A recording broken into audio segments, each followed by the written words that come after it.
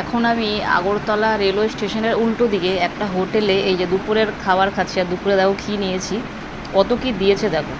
ডাল দিয়েছে লাউ দিয়ে, এখানে আলু ভাজা, এটা হচ্ছে শুটকি মাছের চাটনি, শীতল বলা হয় এটা, আলু, কত কী দিয়ে সবজি মিক্স। হ্যাঁ, বাঁশফোড়ন, বাঁশ, ও বাঁশের, এটা বাঁশ, বাও বাঁশ এটা। আর এখানে আবার একটা সবজি দিয়েছে এই যে, আর এখানে মাংসের ঝোল, এই যে মাংস।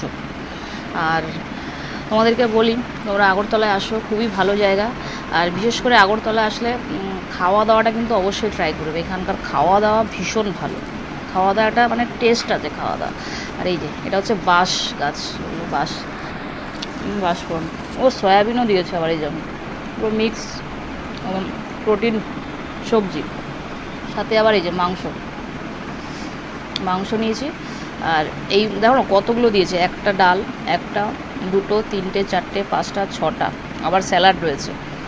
আর এই পুরো মিলটা 120 টাকা, যতবার ভাত চাইবে ততবার দেবে।